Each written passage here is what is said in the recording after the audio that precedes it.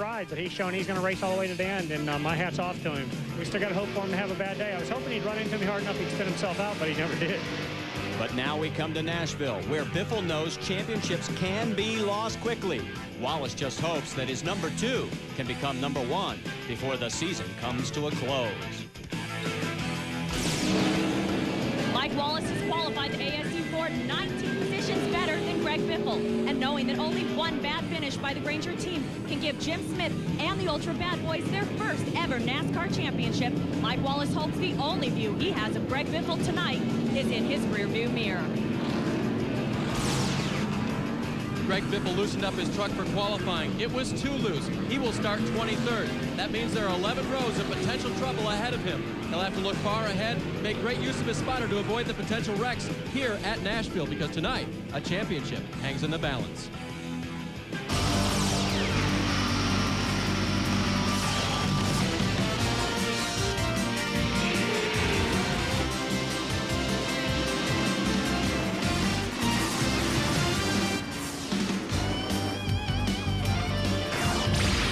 ESPN, the worldwide leader in sports, and NASCAR 2000. Tonight from Nashville, Tennessee. That's downtown, the view from historic Nashville Speedway, USA, for the Federated Auto Parts 250, round 19 of the NASCAR Craftsman Truck Series. Taking a look at the points championship chase coming into tonight's action. Greg Biffle by 193 markers over Mike Wallace, but the Roush team has a goal, getting 22-year-old rookie Kurt Busch ahead of Wallace for a Roush Racing sweep. Want to welcome Phil Parsons with over 200 Winston Cup starts, 270 Busch starts. Glad to have you back in the booth, Phil. Thanks, Marty. Great to be here. Dave Burns and Amy East down in pit lane, and as you can see, the trucks are already on the track for the first of 3 pace laps. And let's set our Mopar starting grid for you. Jimmy McMurray, what a story. Moving over to the 41 truck, second pole in 3 races. Scott Riggs starting 3rd, and there's points leader Mike Wallace in 4th. You got Kurt Busch back in 12th position. That's the highest qualifying Roush truck. And it's only the 3rd time ever that they've been outside the top 10. You got to go all the way to the 23rd position. Worst start of the season for our points leader, Greg Biffle. Could be a big problem for him, and a lot of big names at the bottom of the list. Jimmy Hensley has won this race, though, from the 30th starting position. And a little bit of history. Randy McDonald and Jason Thomas from Canada. Carlos Contreras from Mexico. And that equals a top 4 international flavor. Here's who missed the field. Brian Rose by 2 1/1000ths of a second. Also, McGlynn, Gill, Sanders, Edwards, and Jeff Beck. That's not all. There were 6 more. Conrad Burr, R.D. Smith, Phil Bonifield, Lonnie Richardson, Tim Martin, and yes, Bobby Hamilton Jr., but that was because they blew an engine in practice and did not have enough time to get one installed for qualifying. We're going to have 4 onboard trucks. We got Rick Crawford in the Milwaukee Electric Tools Ford. We also have the number 18 truck, last week's winner, Joe Ruttman in the Dana Corporation Dodge. Second place point man Mike Wallace in the Team ASE Racing Ford. And Scott Riggs, a rookie that continues to impress, in the Royal Crown Cola Dodge. Lights are out on the pace truck as we are getting ready. That's the man in the middle there, Roy Selby. He is the chief flagman for the NASCAR Craftsman Truck Series. On the backstretch now as they are making their way around at about 40 miles an hour. Pit lane speed tonight will be 35. And tire wear, Phil, is going to be the key to this race. It really is. This is a very abrasive circuit. The guys don't want to drive in turn 1 and kill that right front tire, Marty, before they even get started. We'll keep our eyes on that. You keep your eyes on the action, because the Federated Auto Parts 250, round 19 of the NASCAR Craftsman Truck Series, is now green. Green, green, green, green, green, green.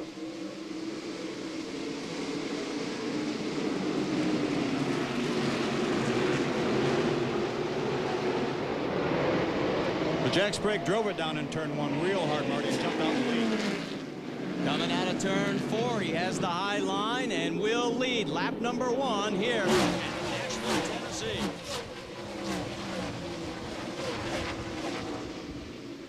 McMurray falls into 2nd place. Then it is Mike Wallace and Scott Riggs. That rounds out your top 4. And Rob Morgan has moved into the 5th spot, but now is under attack from the number 60. And yes, Houston has gotten around for 5th. Tell you, the groove the guys are running right now, Marty, is nothing like what they qualified. They qualified right on the bottom of the racetrack. Look at the line Jack Sprague's using. He's going up in the center of the corner, diming the racetrack, turning it back down to the bottom. Could that be because of the abrasive nature down in the lower race line? Well, and it gets so slick. So many cars and trucks over the years have run on the bottom of the racetrack that it's getting worn out too. The racetrack was paved about 4 years ago, but it's worn out. There is the 84, Chad Chaffin. He is a regular here, and this is where he cut his teeth. He has gotten around the 46 of Rob Morgan as well, so Morgan is backing up from his 6th starting position. There is the battle for the race lead. Sprague and McMurray. Now, McMurray told both of us, he said, I'm not going to do anything stupid. I know Sprague still has an outside shot of the championship, but he wasn't going to give him anything out there as well. Well, absolutely. I think Jamie McMurray would like to lead this race if it's comfortable. If he can go up there, if he can put a little pressure on Jack, get the lead, I think he'd love to do that. On board with Mike Wallace. Wallace currently running in 3rd, 0.6 of a second behind the race leader. Speaking of the race lead, Jamie McMurray, a bad omen possibly for him. No racer has ever won from the pole here at Nashville. And there is Joe Ruttman just streaking through our shot. Ruttman struggling as well. He started 20th.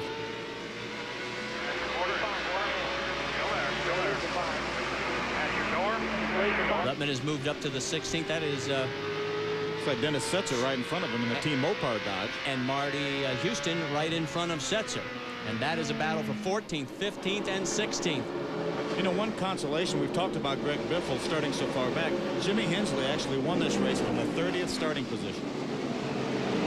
Ruttman coming off the big win at IRP made big headlines when right before the race Bobby Hamilton said, you win, you got a new contract. And he went out and won from the pole. There is Greg Biffle. Now Biffle still trying to work his way up. He has picked up 3 positions. He is in 20th right now. Actually moved by Tony Roper to take 19th position, so he's moved up 4 in 8 laps. That's not too bad. Next target is the number 17 of Ricky Hendrick. Pressure from behind. You can settle down if you want to just a little bit. You're doing good, Greg. You're doing really good. That's Max Jones spotting for Greg.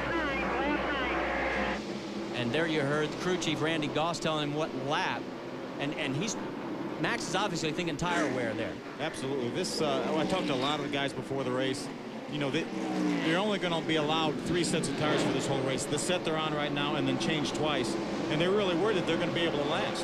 A lot of rubbing going on between the 2 Dodges, and the 18's got a nice little donut on it. And I bet you if we get a close-up of the Mopar number 1 at Setzer, he might have one as well. And they're still side by side. Seems like 10 laps into a 250-lap race. Joe Ruttman used the whole racetrack right there. Well, Ruttman's got the position, but at what cost? You really don't want to abuse the tires, especially you start the race with the air pressure down. Goodyear recommends you start 30 pounds on the right side, 20 pounds on the left side. These guys, because they run so long and build up so much air, they'll start with, you know, maybe 3, 4, 5 pounds even down below. So you don't want to really run them too hard until you get some air pressure built up. On board with Joe Ruttman, and right now Ruttman up to 15th position. You know, as we talk about Nashville tonight, the Speedway, our final NASCAR touring event ever here. The first auto race, June 14th, 1904. The total purse, $150. And it looked like we had fluid in turn 1 and 2.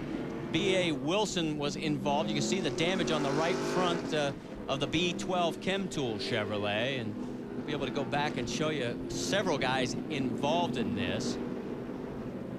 And let's go back and show you what happened to B.A. first. He's in the number 73. It looks like he got in some fluid or something. Actually, the 46 truck started. Looked like he blew a radiator hose or something. Looked like BA got in, got in the fluid and got up loose. Didn't hit the wall too hard, so not too much damage. Well, keep an eye on Rob Morgan, the Axiom Ford, number 46. He's on the outside of Dennis Setzer. Joe Ruttman had just gone by him. Looks like, I don't know, it looks like maybe a radiator hose come off. It almost looks like he possibly even locked up the left front brake, but then the guys behind it got in some trouble. Here's Tony Roper in the 26. Looked like he got some fluid, definitely got some fluid. And then David Starr in the 7 was also involved in this. Not a great deal of damage, but unfortunately Tony Roper stalled the truck trying to get back going. So as Phil pointed out, not a lot of damage for anybody, but obviously we'll keep our eyes on the 46 to see if there was a problem. Right now, the leader is that man right there, Jack Sprague. Jamie McMurray is in second. Stay with us. We'll take a commercial break and come back to Nashville. Crowd, it is near capacity tonight. We are under our first caution here at the Federated Auto Parts 250. Phil Parsons along with Marty Reed, and down pit lane, Dave Burns and Amy East. And the lights have just gone out on the pace truck, so it looks like we are going to get back to green flag racing next time by. The final time a NASCAR Touring Series will stop here at this historic speedway. This is a great racetrack, Marty. I first came here to race in 1979 in a NASCAR Baby Grand Division, which is now called the Goodies Dash Series. So it's been a lot of fun over the years. Let's get an update. There is Rob Morgan. Amy, what do you got? Well, Phil, you were right. He did lock up the left front, and therefore on lap 16, Rob Morgan came down and took on left side tires, found that the left front was flat spotted. They came down one lap later to check the right sides. They were okay, but no fluid is leaking from the Axiom Ford. Dave Burns? B.A. Wilson overcame major braking problems this weekend. Then to have this accident, they came in, checked the right front. They believe that it is true, but they also pulled away the fender on the right front as well and sent B.A. back out. And B.A. currently running 29th. Rob Morgan in 27th position. And everybody else on the lead lap except for David Starr. And Tony Roper's behind the wall, we should point out. He's in 34th. Hey, X Games fans, it is coming up in just a little bit more than a week. X Games 2000 soar back to. Got our own X Game excitement here. It's just got a little more horsepower under the hood. A restart has just taken place, ending our first caution. Dave Starr in second behind Jack Sprague. He is actually one lap down. So Jamie McMurray in the 41 Ferris Concrete Dodge is your second place battle. And look at this rubbing going on. Kurt Busch and the 66 of Rick Corelli. Right in front of him is Steve Grissom. Good hard racing going on real early. That's a battle for 10th on the racetrack, and Corelli now has 10th place. Looks like the outside group is really working in right fine, Marty. And that's going to save tire wear, because if you take a walk, look at how chewed up that inside line is. And as you come across it, you either catch it with your right side tires or the left side. Tire wear is so critical here. Talking to the drivers, that's the one thing they're worried about. Fuel is not the issue tonight. Boy, Busch all over him. Just celebrated a birthday, turned 22, the old man. August 4th was his birthday. There is Andy Houston, and boy, has Andy shaken up the NASCAR Craftsman Truck Series right in front of Randy Tolsma. That's a battle for 6th. Andy has already made it known he is not going to be back with the Cat Reynolds Chevy team next year. So silly season is really starting to take off now in the NASCAR Craftsman Truck Series. Look at that debris on the middle of the track. Amy, what have you got from pit lane? Well, just checking in with Andy Houston's team. Oh, looks like we have a crash. David Starr has tagged the wall hard into turn number 3, and you could see from our camera shot as he nailed it. You know, Marty, he was involved in that earlier spin there. I wonder if he flat spotted his tires and then went out there just now and blew one out. I wonder, you may be right, Phil, that right front, it is flat. Whether it was from the contact with the wall, we'll have to wait and see. But there is the 24, and so far the yellow has not come out. Now here's the debris earlier. Now there it comes flying out on the track. Now where is David Starr? Now here is Starr. Watch the number 7. Yeah, it's obvious he cut down the right front tire before he ever got to the turn. I wonder if he may have made contact with that debris and just was not in the camera shot at the time. But meanwhile, the race has stayed green, which I'm totally amazed at. But there is your battle for first place between the 24 and the 41. Sprague has it. McMurray wants it. It looks like McMurray is really getting off the corner well. We saw Jack Sprague kind of wiggle a little bit getting off the corner, and Jamie McMurray was just as straight as he could be. Let's get an update on Jamie McMurray from Amy East.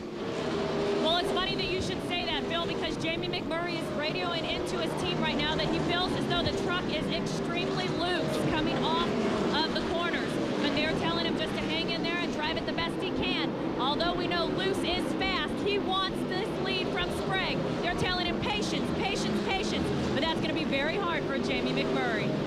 Well, Well, McMurray has never led here at Nashville, and he's trying right now. They're side by side. Sprague, on the other hand, has dominated at this track over the years. Won it in '97, third in '96, fifth in '99. In fact, he's led 193 laps going into tonight's action. Really good racing. You see Jack Sprague giving Jamie a lot of room on the bottom, and vice versa. Other than that little tap right there, Marty. Don't make it too hard. McMurray had contact with the 24. That was the radio you hear to the 41 of Jamie McMurray. He almost lost control coming out of turn 2 and gathered it up nicely, but has fallen back. You know, we're talking about Nashville Speedway USA. Barney Oldfield set the track record in 1907, running just under 60 miles an hour. We're a little faster than that tonight. Now, Rick Ware in the Dunlap Golf Chevrolet, he has brought out our second caution here on lap 42. He spun coming out of turn number 4, made some contact with the inside wall, and let's go back and show you what happened. Right in front of the leader. Look, Rob Morgan may have had some contact with him in the round, just minor contact with the inside wall. But it was enough that he stalled, and long enough that NASCAR had to bring out our second caution flag here. Last year, we had 9 cautions for 51 laps. The record is 13. That was set back in 1996. Ware has got it started again, as you can see, and has fallen back into line. But he did lose a lap. He's in 31st position. He's heading for pit lane. Your leader right now is Jack Sprague.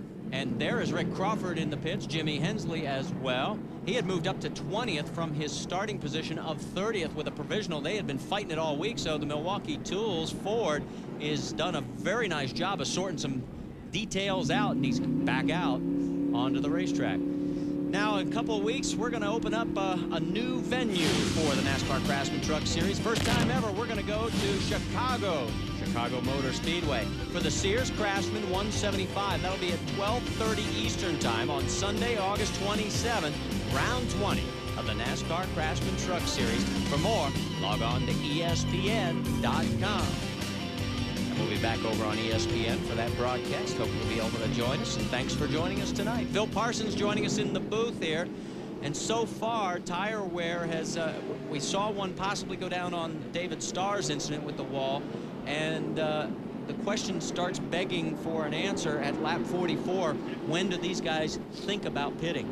I think ideally they'd like to go to about lap 80, Marty, but I think if you see him, we actually were eavesdropping on Greg Biffle's radio conversation during the break, and they talked about pitting. If anybody in front of them would have pitted, I think they were going to come in, but everyone stayed out that were in front of him, so he decided to stay out.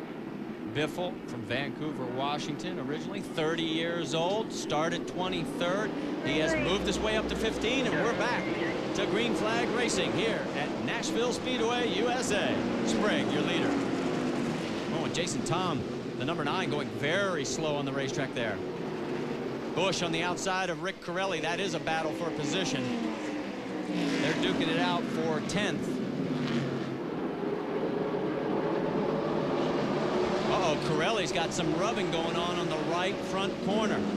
May have been some contact with Kurt Busch there. You know, that's what happened when Rick Corelli got hurt real bad at Memphis Motorsports Park a couple years ago. He had a rubbing right front tire, stayed on the racetrack, cut it, and went all the way down and hit the wall so hard. And it is billowing smoke out of the right front. He's got to be aware of it. And you're right, Phil. I mean, it was a huge crash. It took him a full remainder of the year. Here comes Terry Cook to go around. We're on board with Joe Rutman. Rutman is following as well. Right back in your rhythm now, buddy. Right back in your rhythm. Let's go get Corelli is staying out there, and you're seeing chunks of tire now. Yeah, he's got to bring that truck in, Marty. No black flag from Roy Selby at the NASCAR Tower, and now he's fighting it. Yeah, he'll be pitting this lap, I'm sure. Tough break for Rick Corelli. Had a good truck. Corelli started 11th. This guy can't buy a break. He's only had 4 top 10s this year. It's been his worst season of racing ever by his own count. He says, I've never had this many DNFs. He is 16th in the points race, 1,100 markers behind. Dave, let's go to pit lane. What's going on in Corelli? Marty, they think it is an oil leak. They're going to go right under the hood and see if they can detect where it is, but that was a report on the radio. They think it's an oil leak. They will take fuel and no tires as long as they're in here right now. Boy, that's amazing, because it looked like it was only doing it in the corner. Yeah, it sure looked like a right front tire rubbing, but I didn't see a whole lot of damage when we got a close-up of the truck. Well, that's why we have Dave and Amy down in pit lane, so that they can correct all of our misobservations. Take a look at the battle up front. Jack Sprague and Jamie McMurray, they're trying to make it a two-truck race. There's the gap all the way back to third, where it is Scott Riggs and Mike Wallace duking it out. Nashville Speedway, USA. During the early years into the 50s, this 1 mile track was shared between cars and harness racing sulkies. Stay with us. 19 of the NASCAR Craftsman Truck Series, Federated Auto Parts 250. I'm Marty Reed, alongside is Phil Parsons. Down in pit lane, Dave Burns and Amy East. And you're looking at our race leader, Jack Sprague. He has won 3 times this year, and he has been, in the past, very strong at this racetrack. We've already talked about the fact that he won here back in 1997. But he's been strong on the short tracks all along. The Tennessee Titan in 2000, he has 2 wins. Top 5s of 4. His average finish 5th in the 5 short track races. Here at Nashville, we told you about the 1 win in 97. 3 top 5s. And look at that average finish. Identical to 5th. And he's the only racer who has won at every Tennessee track. Bristol and Memphis and here. Let's get an update from Amy East. Well, right now, Jack Sprague is complaining of a slightly loose condition, but not loose enough to come down on that last caution flag and take on left side tires. Overall, he said that the truck is very comfortable, and he expected it to loosen up just as it has so far.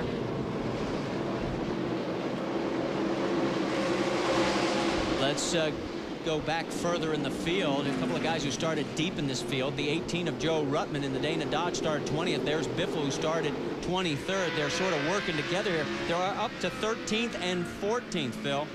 You know, we saw Joe Ruttman pass Dennis Setzer, but now Dennis Setzer has got back by him, and now Greg Biffle is right on Joe Ruttman's bumper. And you can see on the move in the upper left, the guy who has really been coming on strong, Rick Crawford, started with a provisional in 30th. He's up to 18th. He's picked up 12 spots. We've got to remember now, he has fresh right side tires. He came in on lap 42, pitted for right side tires, so that's how much tires are going to matter here. Dave, you got an update on Greg Biffle? Greg radioed in and he said he was running the truck as hard as he could on the last run. He's very, very loose. They're going to pull some tape off the grill, and they're going to put a rubber in the left rear. Greg said he feels safer if the truck was fixed that way. Well, Greg's last short track win came at Richmond last year in September. It's a stop yet to come for us. There's the battle for 5th. Andy Houston and Mike Wallace. Andy in the Cat Reynolds Chevrolet. 49-2. On board with Mike Wallace, looking at Houston, and Andy has a chance to drive for Cal Wells next time out in the second Winston Cup car. And Clear. he's also looking at a possible ride with Travis Carter, and has been mentioned as a possible replacement in Casey Atwood's Busch ride. So I talked to some of the guys earlier, and I think it looks like Andy Houston's going to go towards the Winston Cup Series. I think that's what he wants to do. He's young enough. He's got enough experience here in the Truck Series, and I think he'll be good at it. And there is, oh man, did you see how loose the 2 of Mike Wallace got as Randy Tolsma got around? And Busch is all over the back bumper. Wallace. And we're on board with Mike right now, and I guarantee you his eyes got real wide.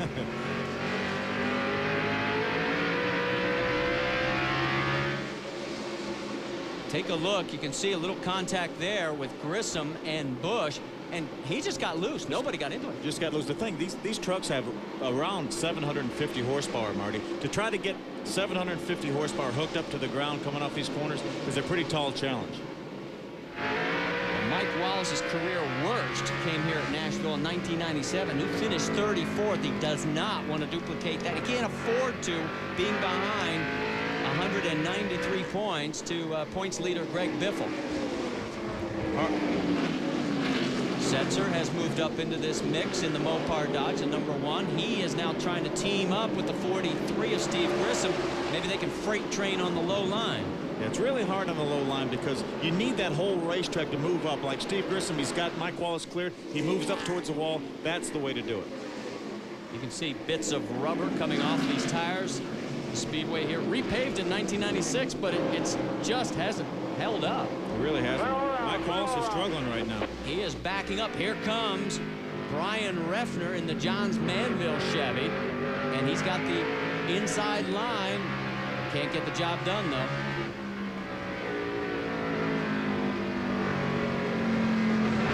Wallace has dropped back to 10th position, could go back further. And what's going through Mike's mind, he's sitting there saying, man, this is my opportunity to pick up points. I'm not getting it done. Yeah, he's in a situation now being over 190 points behind that he has to make something happen. He has to run to the front. He has to win races. He has to lead laps. He has to lead the most laps if he can. So this is not going according to plan. And Mike's a little frustrated as we go on board with the Dana Dodge. I think the 2's hurt and so is the 3, but I would follow Joe, I think. That is the Granger team radio, and Biffle is right there.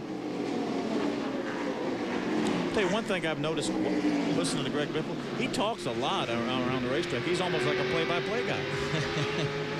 he does do a lot of communicating with both Max Jones's spotter and then also Randy Goss's crew chief. And Reffner has cleared 10th place and bumped Wallace back to 11th. And there's Joe Ruttman side by side. Meanwhile, up front, Jack Sprague's lead, well, it's about 2.2 seconds. The last race here at Nashville Speedway, USA. The track was reconfigured in 1958 from 1 mile down to a ½ mile. Ken Schrader. Guitar Company gives the winner of the race a brand new guitar, and believe me, the guys talk about it every year. And this is the last time the NASCAR Touring Division is going to run here at Nashville. That is David Pearson and Tiny Lund. Bobby Allison, Fluky Buford, and the late Tony Bettenhausen raced here as well. There is Sterling Marlin, his first win, 1977. A guy by the name of Bobby Hamilton cut his teeth on this racetrack, and Marty Robbins, a great country singer and a not-so-bad stock car driver. Even Brooks and Dunn got into the mix as well. Another guy who cut his teeth here at Nashville, Casey Atwood, and Chad Chaffin, who's racing with us here tonight. Of course, the new Super Speedway, 1.33 miles. It's under construction, and that's where we'll be racing next year. And right now, Jack Sprague is your race leader, and we are under our 3rd caution of the evening here at Nashville Speedway, USA. There is the number 20. The two Gibbs brothers racing together here. That's J.D. Gibbs. Let's go back and see what happened. A little bit of contact there from Rick Ware, and right in front of the leaders again. Jack Sprague on the inside. He actually got in the back of Rick Ware, looked like, and there was a little bit of contact. J.D. turned around, but I don't think he hit anything. But the 3rd caution is out, and so everybody's coming in, including our race leaders. Let's go to Amy. Well, while most teams were going to be taking on left side tires, Jack Sprague decided he wanted some fresh right side tires. So Sprague will get 2 right side tires and no chassis adjustments. And Sprague is back out already. Right side's also for Jamie McMurray. Dave Burns. Let's go. Right side's for Greg Biffle, 6 rounds down on the track bar. Huge adjustment. He had trouble getting into his pit. Mark Petty overshot just a little bit behind him. But Biffle is out of here and back on the track with a major adjustment. Remember, he was very, very loose on the track. Jamie McMurray stalled the truck coming out of pit lane. While all this was going on, he has lost a ton of track position. And there is Jamie. The 24-year-old from Joplin, Missouri, qualified with a new track record of over 111 miles an hour. There's Mike Wallace's team, the Ultra Bad Boys. And I'll tell you right now, as they come across the stripe, let's go back and show you what happened to Jamie McMurray. Trouble with the right front. Remember, the tires have to be back over halfway. And then, looked like they couldn't get it refired. They kept pushing, and pushing. Really hard to get a truck refired like that. I don't know why the thing stalled, because it looked like he didn't stall it taking off. It looked like the thing stalled on his jack.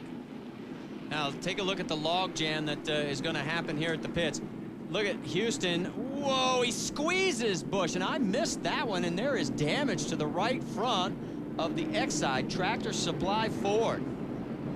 He may get a tire rub out of that. He may have to come back in and work on that. So on lap 82, there is Mike Wallace, and Wallace right now had a horrible pit stop. He is all the way back down In fact, the clock has just moved him to 19th position. What happened to the Ultra Bad Boys, Amy East? He came down pit lane. He took on right side tires and pulled a right rear rubber because he had a wicked loose condition that we've been following.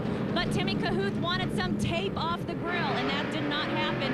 Knowing how bad loose the truck was, they brought Mike back down pit lane and pulled off half of the tape that was covering his front grill.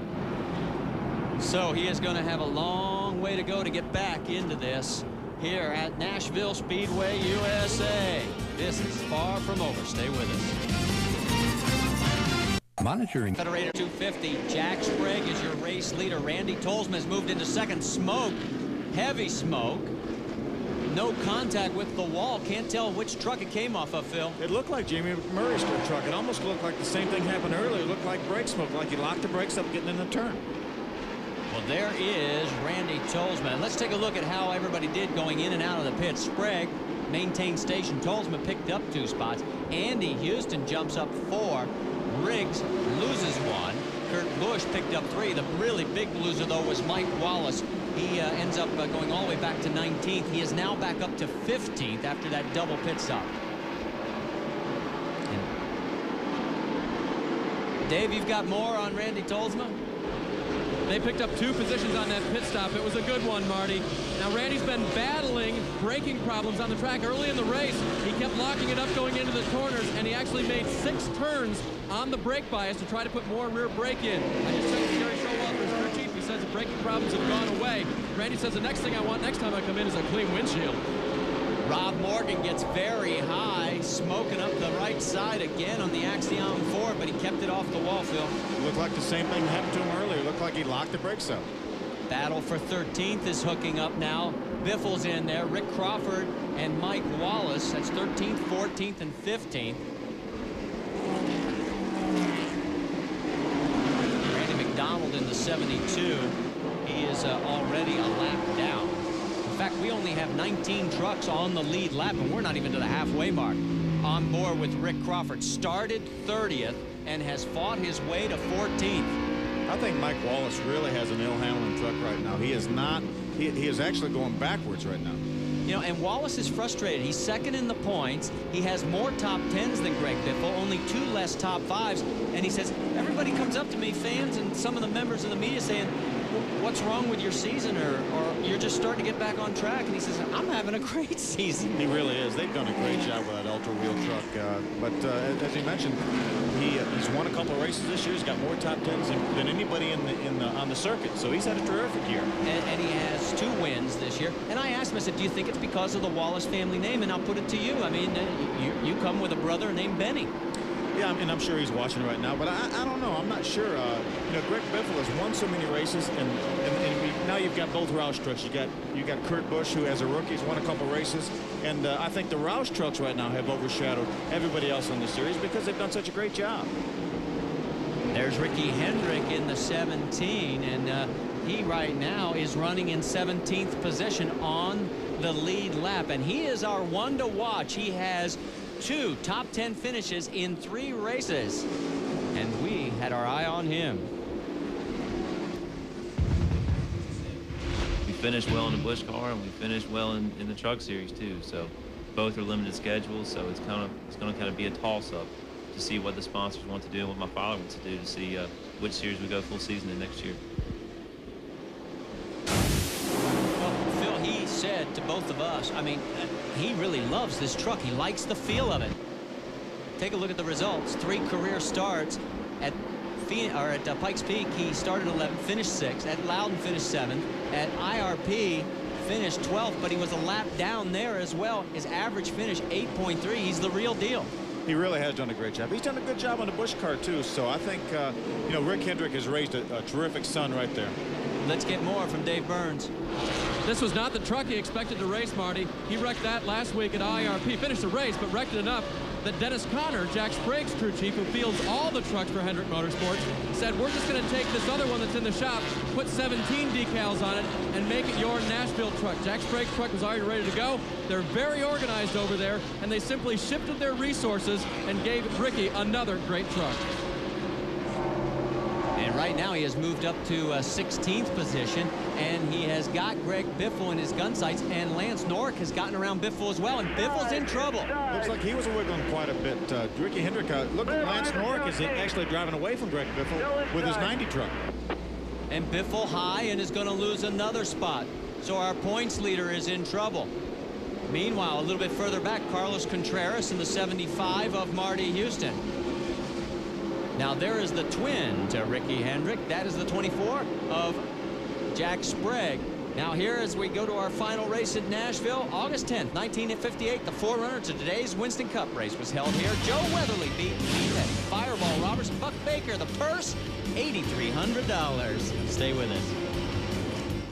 Can you recommend Parts 250, you're looking at our race leader, Jack Sprague. You can see the margin there, 1.2 seconds, has led every single lap, and he came in leading a total of 193 laps, so he is over 300 laps led here in his 5-year racing career at Nashville Speedway. He's not going to want to move over to that new track next year. Boy, he is. And we looked at the results from the short tracks. He is a master of these short tracks. Well, he's coming off a dismal 17th at Indianapolis Raceway Park because of the tire that went down late. There is Randy Tolsman. Now, the news on Randy, he's running second, but the word is next week he will announce, and he would neither confirm nor deny this, but we had two sources tell us that he will be joining Ed Renzi's team next year in what is supposed to be a 2-truck effort. The official announcement next week, or 2 weeks, I should say, at Chicago Motor Speedway. Okay, you guys are coming up on a couple. Now there's Andy Houston in third. We've already talked about the fact Andy is in line for either Cal Wells or Travis Carter's Winston Cup ride, and he's told the Cat Rental team he will not be back. Fourth is Jamie McMurray, and look at this. Jack Sprague is lapping Mike Wallace and Greg Biffle. The 2 points leaders are in trouble. Whoa. Looked like Greg Biffle bounced off the wall coming off turn 4 there. A bit of a scrape for the Granger Ford, and now Wallace gets around Biffle. That is for position. The two of them are now a lap down. They are running 17th and 18th to the race leader, the GMAC Chevrolet of Jack Sprague.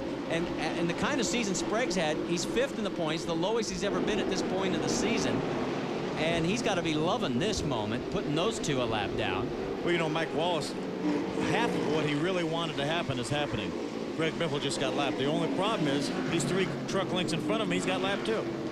So unfortunately, Mike Wallace not able to take advantage of the situation that was presented. And meanwhile, the 24 sets sail and says, see ya, boys. He just got around Mark Petty, put Mark a lap down. Mark was 16th. Now there is Jamie McMurray, our pole sitter, and of course Jamie has been setting the world on fire in this Ferris Concrete Dodge since taking over just a couple of races ago. Started on the pole, his second pole in 3 races. You know, I was watching Jamie McMurray right there, Marty. I do not see any brake heat from the rotors. Jack Sprague's truck, on the other hand, now I see the left front rotor glowing red. So Jamie McMurray is taking care of his brakes. Let's go back to Dennis Setzer, who is in 5th position, right behind Jamie McMurray. Now Setzer coming off a 7th place run at Indianapolis Raceway Park, and the reason he's currently 8th in the points, he has 4 DNFs this year, and last year he finished 3rd in the championship chase. And Dave, you got more on the Mopar Dodge? They were very optimistic coming into this race this year, Marty. Of course, they won here last year, but they had a great truck all race long. In fact, when he practiced this weekend, he did not pick up his practice times very much in qualifying, but that was okay because they knew they had a good race setup. They came in with the others on lap 81, changed right side tires, and made a slight air pressure adjustment. He was just a tick tight. Back to the 43 of Steve Grissom. He is in 6th position, and right now there are 5 Dodges in the top 7, and Grissom, who's going to be taking over Kyle Petty's Winston Cup ride. Whoa, he hacksawed the wheel there. Started 14th. He's up to 6th. He's going to take that ride over at Darlington, and he's looking forward to it, but it will not keep him from racing the remaining schedule of the NASCAR Craftsman Truck Series. I was talking to Steve earlier, or actually was talking to his wife this morning, and I said, you're getting ready to get real busy here starting Labor Day weekend.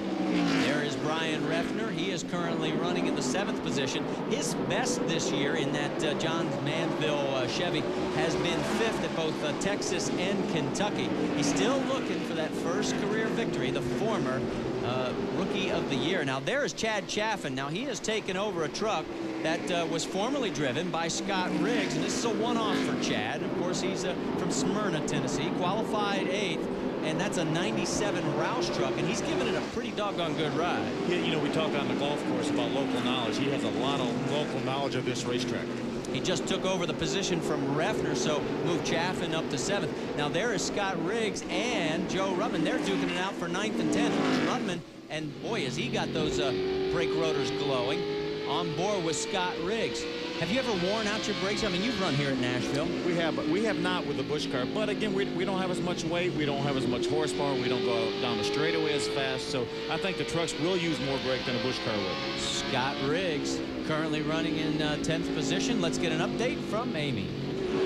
Well, this is the first time that this truck has seen an oval. This is their road course truck, and they were not sure what this truck would do under race trim. Right now, they are complaining of a slightly tight condition. Now, remembering that one of the 2 trucks on that last caution that took left side tires was Terry Cook and Scott Riggs. So that, of course, is going to make that truck very tight. Not complaining of any brake wear at this moment, but they're learning a lot about this truck as they go. And so far, pleased with being in the top 10. His career best, a 6th back at Loudon, and his last time out, he finished 15th at Indianapolis Raceway Park. Let's go back up front. There is our race leader. We've just passed the halfway mark, and your leader of every single lap has been that man, Jack Sprague. Nashville Speedway USA, well, in the history track here, Darrell Waltrip won 2 track championships at Nashville in the 70s. Bobby Hamilton and Sterling Marlin won titles in the 80s. Just joining us here at Nashville Speedway USA, Jack Sprague, the number 24 GMAC Chevrolet, is your race leader. And this is the final NASCAR touring event for this famed historic track, and Sprague's trying to dominate it. He's led every single lap so far here. We've completed 134, and he celebrated a birthday just 4 days ago. Jack turned 36 years of age. And while we're on the birthday notes, a special birthday to one of our most dedicated fans, Suzanne Fredrickson. We will not say how old she is. I'd say 29, and I'll be thanked forever. She is the mother of our producer, Joe Fredrickson, watches every single race and tells us whether or not we're doing the job right. And Suzanne, happy birthday. Well, Jack Sprague's doing the job right anyway. Boy, I'll tell you what, he's going to celebrate this birthday in style right now. His lead is 1 second over the 25 of Randy Tolsma, and he's on the back bumper of Terry Cook, and Cook is in 12th position right now, so that shows you how much in control Sprague is. He's trying to put the 90, who is 13th place, of Lance Norrick, a lap down as well. So we only have 13 trucks on the lead lap. It could get a little dicey here. Really, it looks like they're almost going 3 wide there. Well, we've passed the halfway point. Let's do our Dodge race recap. And Jack Sprague's led every single lap, but there has been a lot of action behind him. We've had 3 cautions for 17 laps. The average speed at 87.5 miles an hour. And that would set a new record. Out of the race, Bobby Dotter, Morgan Shepherd, David Starr, and Tony Roper. Randy Tolsma in second has been able to stay pretty close to Jack Sprague, but they have about a 6-second lead on the 3rd place truck of Dennis Setchard, who has now moved into 3rd position. Boy, and look at Lance Norrick getting around Remember that one, put it away. And that's the radiate radio of Terry Cook. So Norrick takes the position, and Sprague has not been able to clear those 2. You see Randy Tolsma in the black and red Dodge truck has moved right up on Sprague's bumper because of this traffic. There you see him, the Citgo Superguard number 25. Now Sprague has cleared the 88 of Terry Cook, so Terry's now in 13th position, 1 lap down.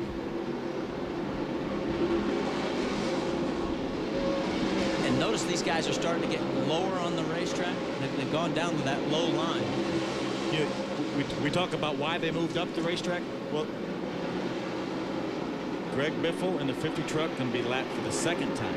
Boy, this is hard to believe. Greg Biffle, 2 laps down in 18th position. Mike Wallace, unfortunately, is in 17th position, 1 lap down. He can't seem to take advantage of this opening that has been presented here with 109 laps to go. So the points differential is not going to change all that much between those 2, although the guys behind him are going to pick up some ground if it holds station. So right now, if the race ended, Mike Wallace would gain 3 points on Greg Biffle. Take a look. Lance Norrick doing everything he can to stay on the lead lap. He's currently running in the 12th position, and Norrick's trying to take 11th away from Kurt Busch. Kurt Busch is one of the 3 trucks that I counted that took left side tires on that pit stop at lap 82. So I think he's hung in there pretty well with left side tires, because the right side tires are definitely more critical here.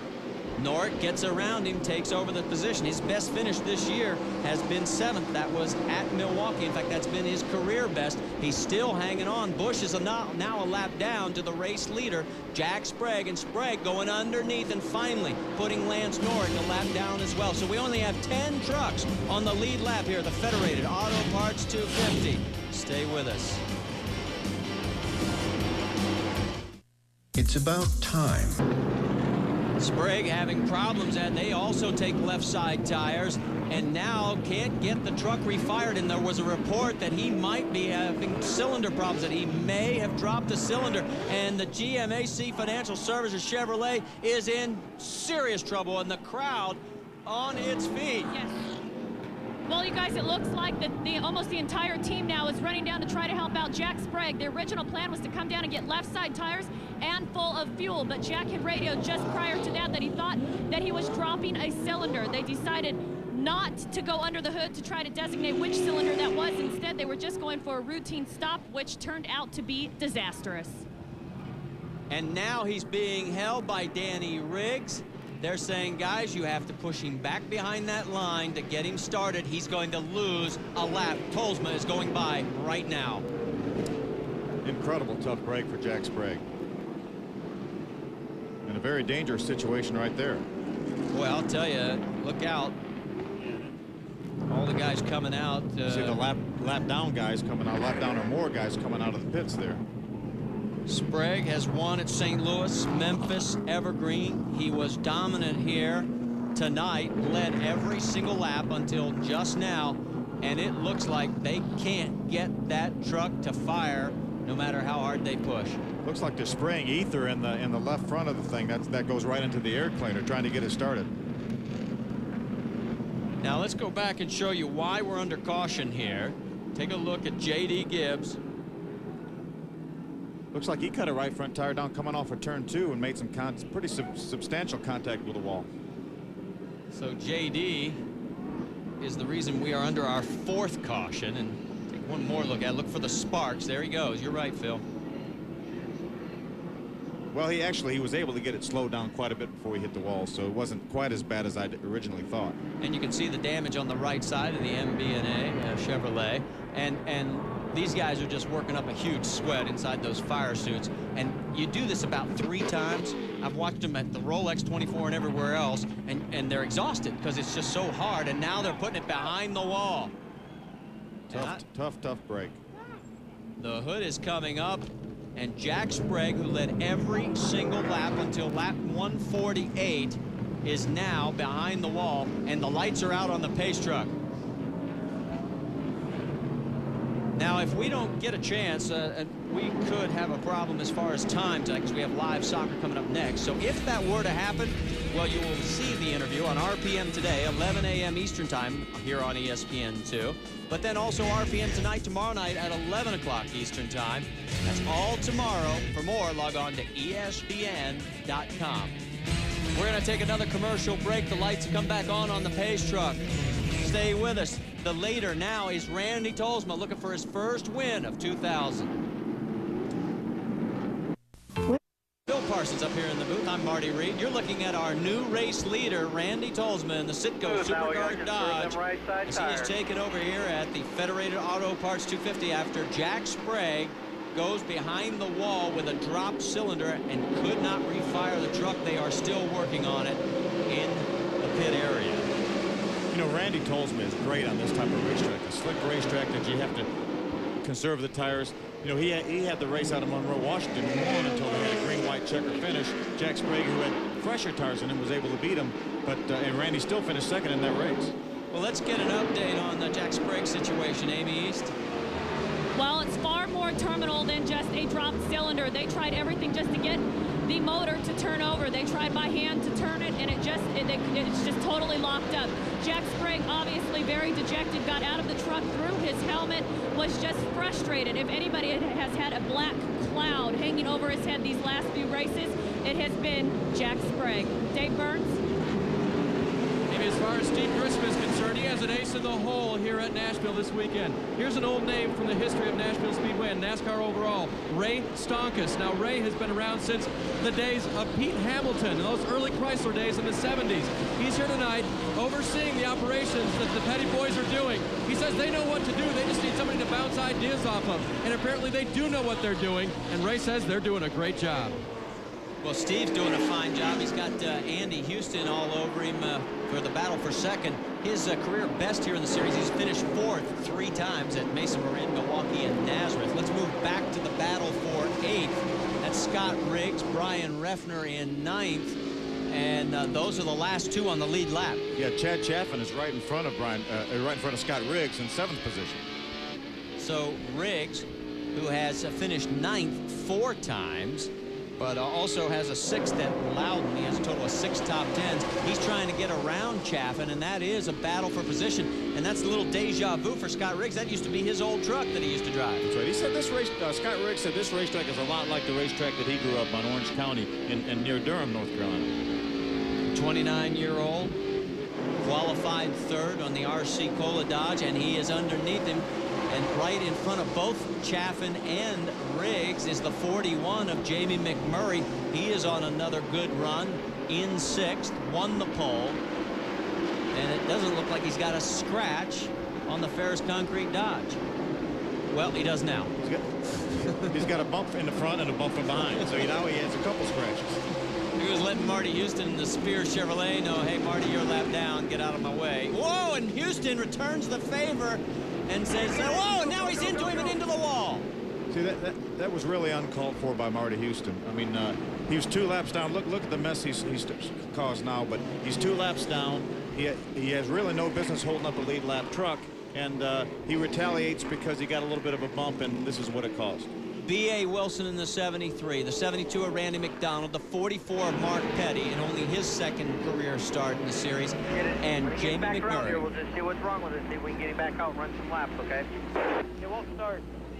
You couldn't get it back even if it could start. There's Jimmy Hensley also involved in this. Hensley, of course, a former winner in this event. He won it back in 1998, started 30th that year.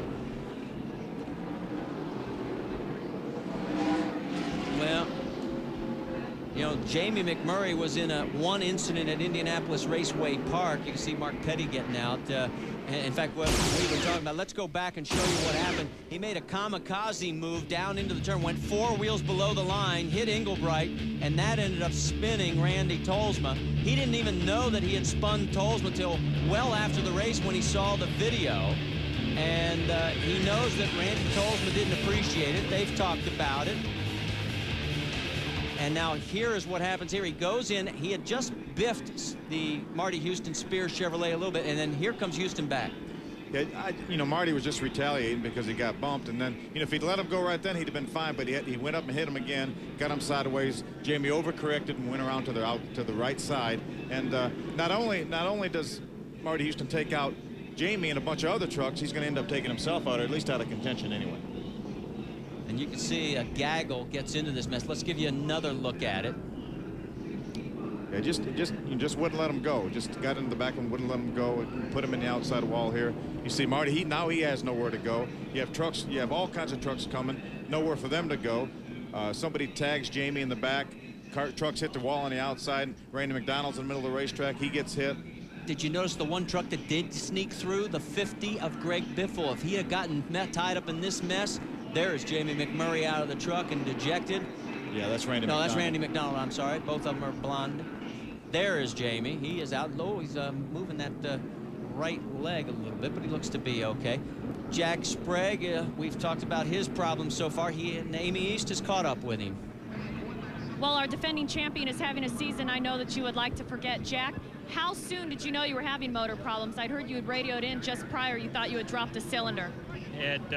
It actually dropped the cylinder right there right before the caution came out. Hated for the guys. The GMAC Chevrolet was obviously pretty dominant. It's best truck I've ever had here, and I thought maybe our luck was going to turn around, but instead it got worse. So we'll go to Chicago and see if we can win there. All right, hang in there, Jack.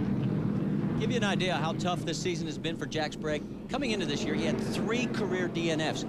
This is his 4th of 2000. It's hard to win championships with that many DNFs, and obviously Jack's out of the running for the championship, but he'll be back. He's a strong competitor. He's a threat to win each and every race he's in. He dominated the first half of this one, that is for sure. Right now, Randy Tolsma is your race leader. Steve Grissom is second. Andy Houston, Dennis Setzer, and Joe Ruttman round out the top 5. And for Randy Tolsma, he's looking for career win #1 of the 2000 campaign. The emotional side of this venue and this event, take a look at Jack Sprague's team as they tried and tried and tried, but could not get him back out onto the track. Bobby Hamilton Racing is celebrating its best season in the NASCAR Craftsman Truck Series. They've won in the West and in the South. Fresh off a victory in the Midwest, now they head home to Music City.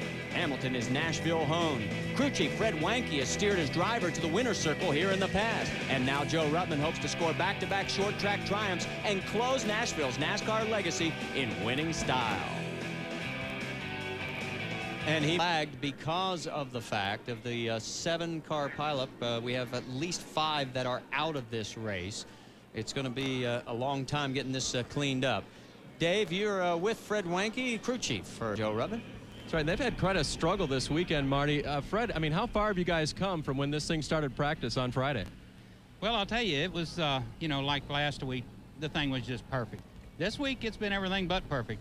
The guys has worked hard. We've built A-frames. We've moved shocks. We've changed everything. And I tell you, it's just the Dana Dodge crew. You just can't beat them. They work hard. They don't give up.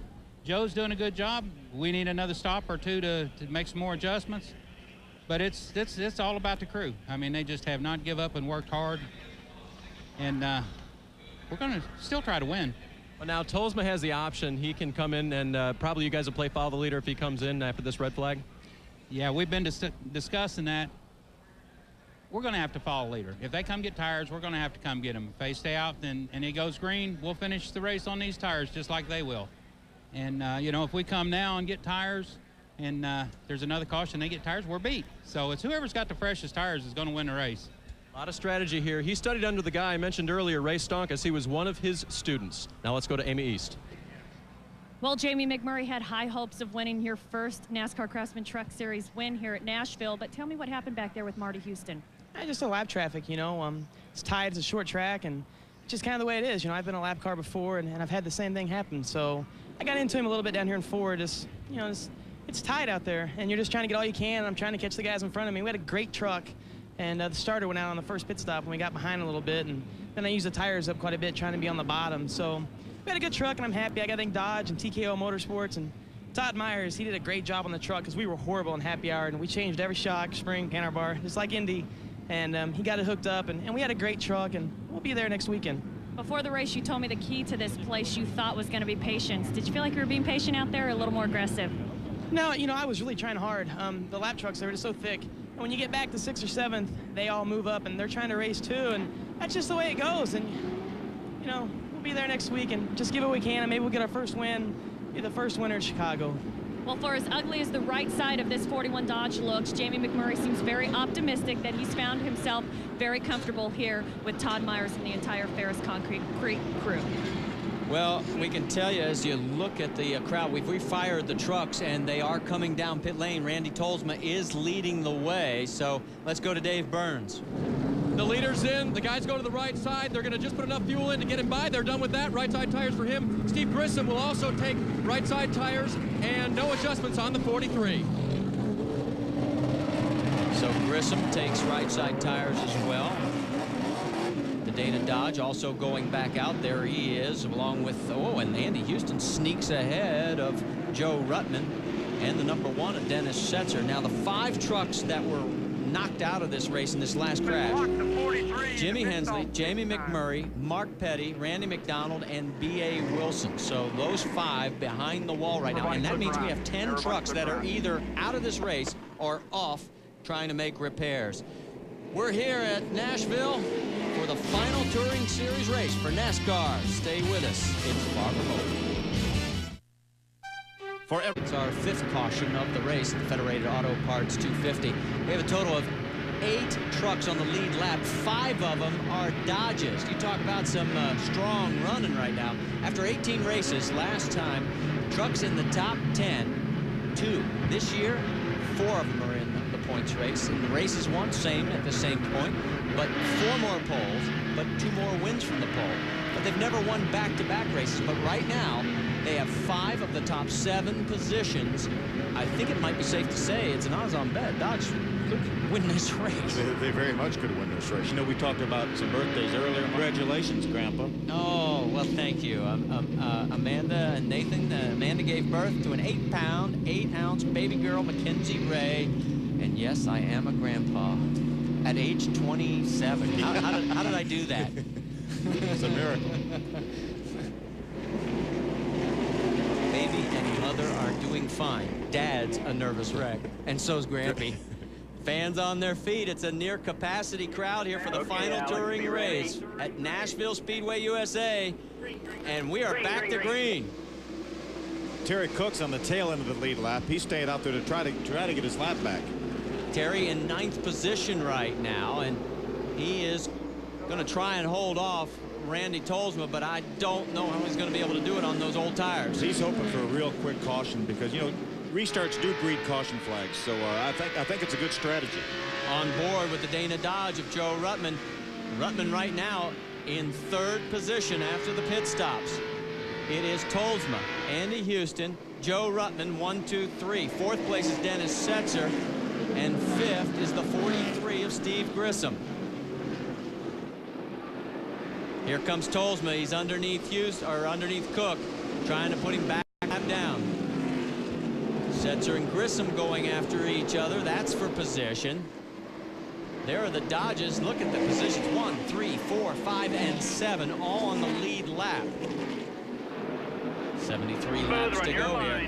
And now Terry Cook is now a lead lap down. That means we have only 8 trucks on the lead circuit. The last one being Chad Chaffin in the number 84. Hey, Steve Grissom has had a great truck all night.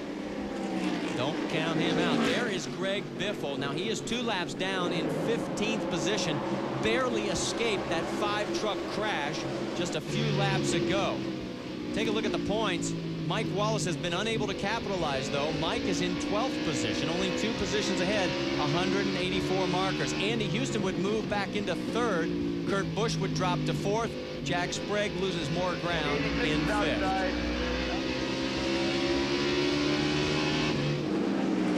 There is Rick Crawford. He had a great race going. He's now in 11th position. So that is a battle on the racetrack. In that mix, you're on board with Scott Riggs. He's got to be careful. He's running 7th in all that lap traffic. And with Crawford a little loose there. I think Scott Riggs has made somewhat of a gamble. He took left sides on that pit stop where all the rest of the lead lap trucks took right sides. So he's hoping that maybe we can go another 20, 30 laps. He can get fresh right sides, and he'll have the freshest right side tires on the racetrack at the end of the race. Let's go to the battle for second. Andy Houston and Joe Ruttman trying to beat it out of each other. Houston's got it. Ruttman wants it, but the Cat Reynolds Chevrolet is going to hold on to it for right now. Back on board with Joe Ruttman.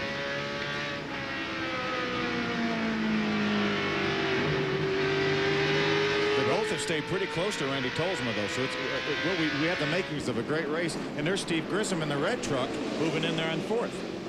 Ruttman 5th on the all-time career win list in the series with 10.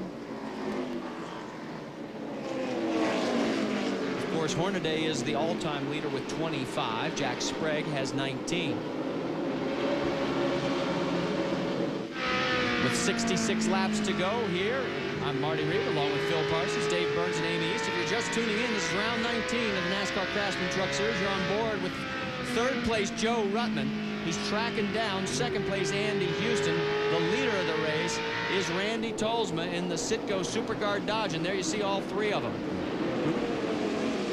We saw that in-truck camera shot from Joe Ruttman's truck, and Andy Houston doesn't want to get that thing sideways coming off the corner very many more times. Yeah, he got the tail happy a little too much there coming out of turn 2. And they're in the mix also, the 43 of Steve Grissom. So Dodges running first, third, and fourth. You know this last race here? Well, back in 1973, the track was reconfigured into today's 18-degree banking. Before that, believe it or not, the turns were 35 degrees, and they flew around here. As far as NASCAR 2000 is concerned, and it's all tomorrow with Winston Cup coverage starting on ESPN2 with NASCAR Today at 11:30 a.m. Eastern Time. And then at 12:30 on ESPN, it's the Global Crossing at the Glen. Qualifying washed out. They'll start on points. Bobby Labonte gets the pole. For more, log on to ESPN.com, where you'll find out everything you need to know about racing. On board there with Rick Crawford. He is running in 13th, one lap down. Milwaukee Tools Ford. Meanwhile, up front, the Citgo Superguard Dodge of Randy Tolsma. He's got it on a rail, Phil. You know, I was talking to Kurt Busch this morning, Marty, and I asked him which racetrack this more closely resembled to the ones he grew up on. He said Bakersfield, California. If I'm not mistaken, Randy Tolsma won his Craftsman Truck Series race at Bakersfield, California a couple years ago, right? He did in 1997. It's been a long time since. He came so close at Evergreen earlier this year, and again at Milwaukee where he finished second. He also has 2 third-place finishes at St. Louis and Loudon. But boy, he is trying to break through. And early in the season, this team had such horrible luck. It was incredible. That's Randy's wife, Tiffany Tolsma. She's scoring for the team on the War Wagon. Let's get an update from Dave Burns. Randy just radioed in. He said, I feel good. The truck is just cruising right now. But Marty, what about this? Could this be the same scenario that they had to go through at Monroe? They put on 2 sets of rights and a set of left. They have 1 set of left side tires remaining. If they get a late race caution here, Jerry Showalter is going to probably have to make that same gut-wrenching decision. Yeah, he decided not, or did come in and pitted and gave up the track position and then could not get it back. Meanwhile, look at that battle going on. That is Steve Grissom taking a position away from Joe Ruttman. So Grissom up to 3rd, Ruttman back to 4th. Just drove by him on the outside. Steve Grissom has really impressed me today with a real fine run.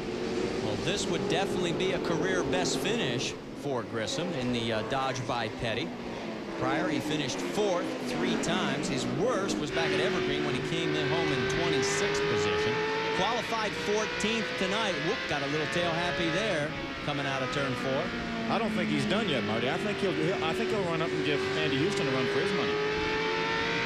The thing that amazes me about this track is how quickly you dive into the corners. You go from 3 degrees of banking into the 18 degrees. Then it drops off again back to 3 degrees. What's it like for the driver? It's the transitions here are really sharp. That's why you see a lot of guys get loose up off the corner because the bank goes away, as you mentioned. And the 20 of J.D. Gibbs has brushed the wall again, and we have another caution. That will be our 6th caution of the evening.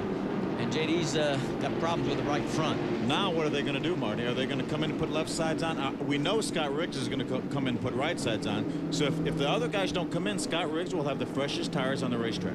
48 laps remaining. We have 8 trucks on the lead lap. JD is on the backstretch trying to nurse it on home. The first time in NASCAR Craftsman Truck Series history that we've had 2 brother combinations racing. JD and Coy Gibbs in the race tonight, as well as Marty and Andy Houston. And right now, Andy's got the best run going of everybody. He's in 2nd place, right behind race leader Randy Tolsma. I saw Joe Gibbs just before the race started, and I said, Coach, you have 2 sons in this race, and he just shook his head. Double the bills. Now, my parents know how that is, because Benny and I raced together a number of times, or probably over 100 times, so my parents know how it feels anyway. Well, he pulls the MB&A Chevrolet into the pit, and it looks like the guys are going to say, we might as well just put that one behind the wall and work on it back there. Let's go to Dave Burns. We have pit stops.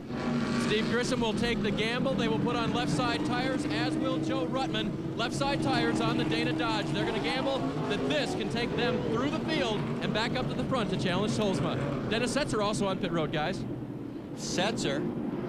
And also Brian Reffner, who was also on the lead lap, running in 6th position. This one's got me a little bit baffled, Phil, because we don't have the 10-lap rule in effect. They got a lot of traffic they're going to have to fight. Well, they really do. Scott Riggs did not pit, and that I really don't understand that, because he has right side tires there that he can put on, but he stayed out. Wow. So there is Scott Riggs, and He is currently motoring right in front of Ricky Hendrick. Hendrick is a lap down, currently in 11th. Stay with us. USA, Randy Tolsma, Andy Houston, and third place Scott Riggs stayed out. The last time they pitted was lap 170. We're on lap 207 right now, and the other 5 trucks on the lead lap came in and took fresh tires, and we're on board with Scott Riggs. Amy, let's get an update on the 86.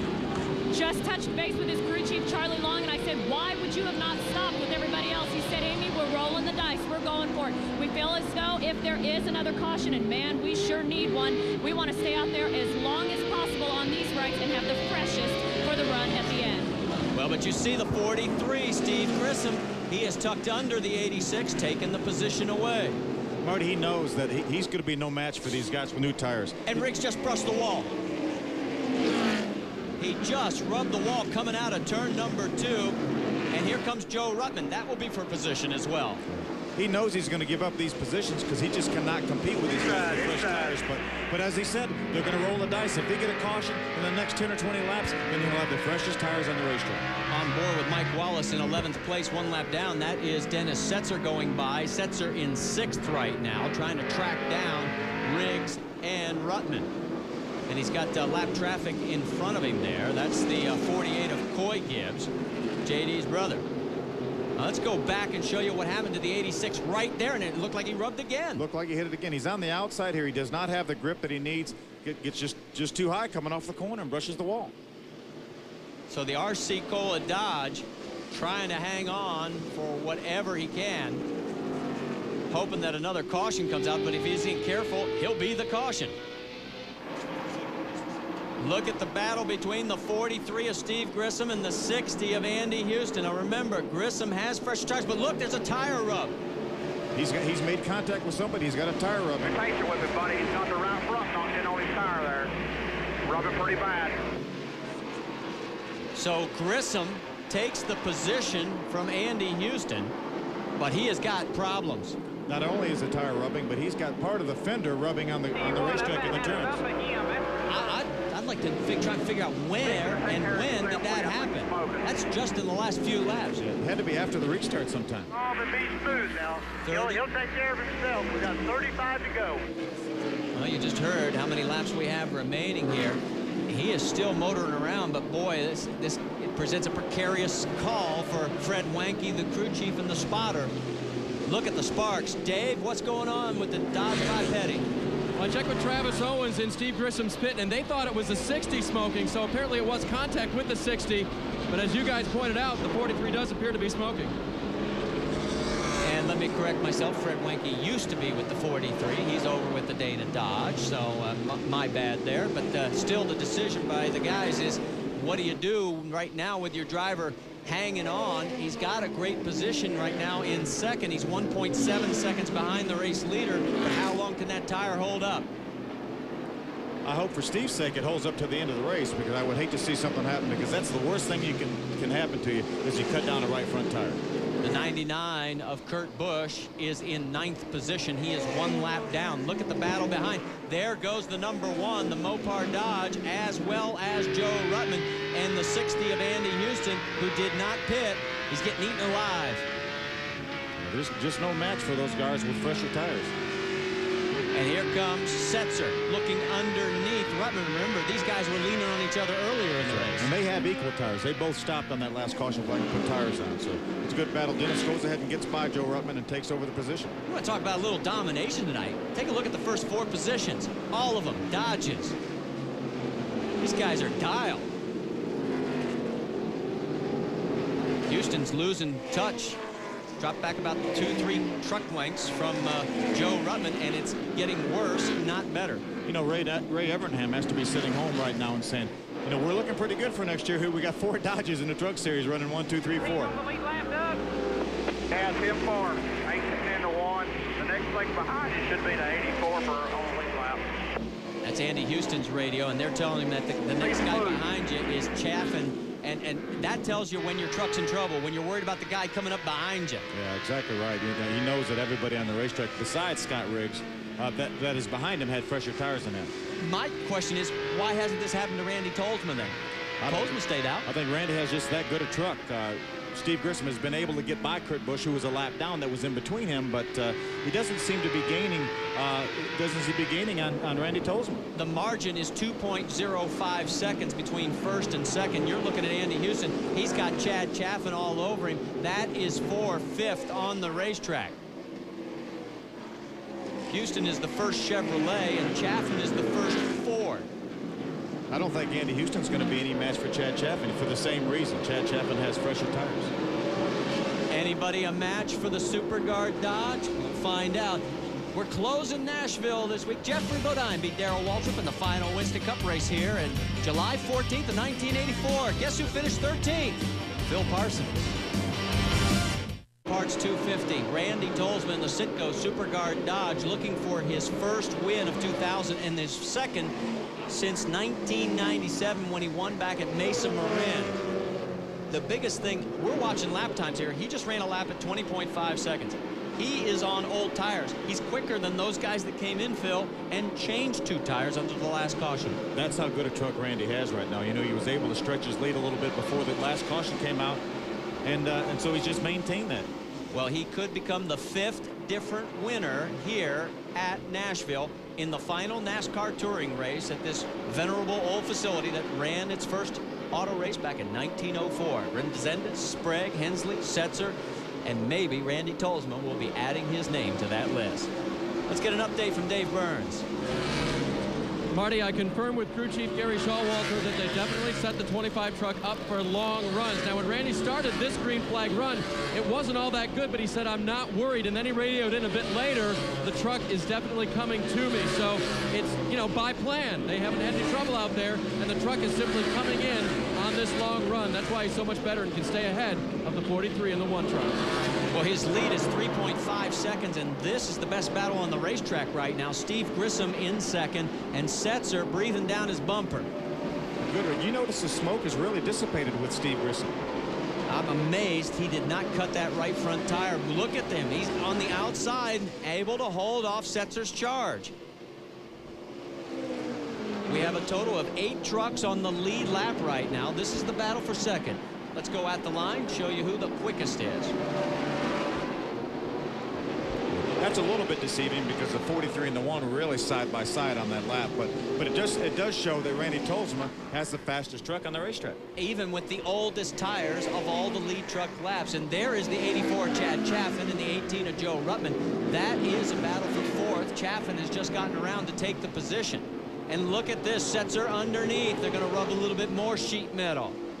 See, Dennis Setzer would love to move up the racetrack a little bit. The problem is Steve Grissom's there. He falls back into line. And another lap will go by the line, this time down to 103 miles an hour. Who's going to be the quickest? Now remember, qualifying for the pole by Jamie McMurray, 111. That shows you how much drop-off you get with the tire wear. Oh, and there's a contact, and that's going to get the Mopar Dodge loose. Good hard racing here, but Dennis Setzer is hungry. He wants that second position. Chaffin, your quickest that last lap in the 84. One more time at the line. And again, speeds down below 100 miles an hour. That's how quickly you can get loose and drop speed here at Nashville. Lost at least 2 miles an hour on that little wiggle. And there is the fastest 2, Chaffin and Joe Ruttman, at a little over 104 and change. You know, we've got to give a call to Chad Chaffin. He comes in a one-off race. He does know the racetrack, but still, to run it against these guys and run in the top 5 like he is, he's doing yeoman's duty. He won 2 track championships here, and he's doing a great job tonight. And here comes Dennis Setzer. I think he's got him this time. Can he make it stick? He's using Steve Grissom up a little bit. He wanted that outside, so he moved in the second lane, even though Steve was above him. But he was far enough alongside that he could do that without causing a problem. So Dennis Setzer, who won here last year, is trying to repeat, get the Mopar Dodge team back on its winning track. Remember, they won once earlier this year, and that's when he had a cracked shoulder blade and came back to win at Nazareth 1 week later. I'll tell you, with 9 laps to go, Chad Chaffin may not be done with 4th, and only in 4th position. He may get more. There you see the 2nd through 5th, all the way back to Ruttman. And you're right, Chaffin is coming on. got Dodge running 1, 2, 3, then Chaffin in a Ford in 4th, then another Dodge in 5th. And Dodge last year took 3 of the top 5 positions, and right now Randy Tolsma's here in every little creek and problem, and he's oh so close. He just lapped Mike Wallace again, so Wallace is 2 laps down in 13th position. What Randy Tolsma is worried to death about right now is a caution flag, because Randy Tolsma does not want a green-white checker again, like it cost him the race out of Monroe, Washington. That's exactly right. They made the choice. They pitted. They came back out. Couldn't catch back up. Lost it. Right now, this time by, there will be 5 laps remaining. Or should I say 6 laps remaining? Chad Chaffin right now hopes there was about 16 laps remaining at least. On board with Joe Ruttman. He is currently running in 5th. Came back from a dismal qualifying effort where he started 20th. 5 laps to go, Joe. 5 to go. No need for us to tell you. Joe's Ruttman spotter just let you know. And the lead is 5 seconds. What a dominating second half of the race for Randy Tolsma, the way Jack Sprague dominated the front half. Even Jack Sprague was that good early on in the race, Randy Tolsma was able to stay pretty close to him, so we knew Randy had a good truck. Tolsma with traffic. Hold your breath. He got around Jason Tom in the 9. Here's Coy Gibbs in the MBNA. Oh, hold on. Did you hear the spotter? Come on, buddy. His heart stopped too. It took my breath anyway, Marty. I don't know about Randy's. 3 laps to go. Randy, 74 starts since his one and only win back at Mesa Marin. He's 2.5 laps from breaking the drought tonight. This time by 2 laps remaining. His lead has dropped down. Look at the 43 and the 84 going after it. That's Chad Chaffin trying to take over another spot. That would be for 3rd. Steve Grissom, you know, wants to stay there because that would be his best career finish in the Truck Series. Chaffin looks like he's going to bump him back. He's going to take over that 3rd position. Now we've got Joe Ruttman in the inside, 3 wide. There is Tolsma. We'll get back to that final lap, final time. Tolsma looks like he's going to do it. 1 lap vehicle in front of him, Rick Ware. Meanwhile, all this battle is going on. This is Music City, USA. The tune that is going to be sung tonight is My Truck Kicked Your Butt, because, boy, it was dominating. Tolsma wins. Sets are going to be 2nd. Chaffin in a great run to 3rd. Ruttman 4th. And Steve Grissom rounds out your top 5. This is going to be an emotional victory lane. Stay with us. We'll be back right after this.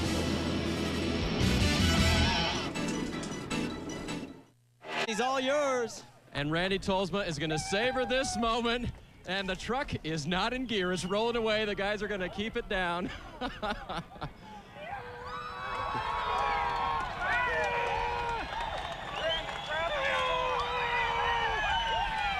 Do you think the crowd appreciated that? The final guitar given at Nashville Speedway, USA, goes to Randy Tolsma. He breaks a 73 race drought.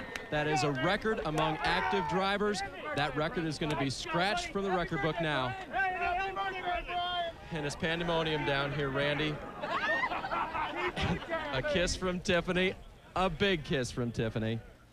And Randy, give us your thoughts after so long and trying so hard and having so much bad luck already this year. Yeah, I can't say enough about, of course, everybody that's given so much to me. Gary Showalter's given me a great truck. You know, so many times we know we've been short and failed to finish one, but tonight was the night. The guys did a great job on pit road. They got me up front. They got me the lead. Can't say enough about Citgo Superguard Motor Oil. I've had a great relationship with them. Love them to death. A lot of great people there. A lot of great gas stations across this country. And Dodge. I've been wanting to win one for Dodge, and I finally got it done tonight. And you tried so hard, Randy, this year. What does this mean? It means everything. You know, here before long, I'll probably break down and cry my eyes out, but I'm trying to keep some composure. I can't say just enough about the people behind me. David Hodson's done a lot. He spent a lot of his own money, and done a lot to give me a great team, and it's nice to reward everybody in Impact Motorsports. So it's not just the 25 team, it's everybody. All right, and the bad luck duck is dead, guys.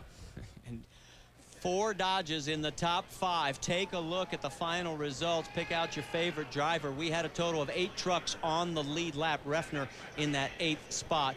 And the points battle is going to shake up a little bit, but Mike Wallace did not take advantage. He was 13th. Biffle was 14th. Neither one really a factor in this one tonight. There is the points. Only 3 picked up by Wallace tonight, so it's a 190-point margin. Andy Houston moves back into 3rd, bumping Busch to 4th. And Randy Tolsma, at one point in the year, was 15th. He's now 6th in the points chase. 4th, Phil Parsons and Amy East and Dave Burns. I'm Marty Reed. Thanks so much for joining us. This has been a presentation of ESPN. For more, log on to ESPN.com. We'll see you in 2 weeks from Chicago Motor Speedway. So long, everybody.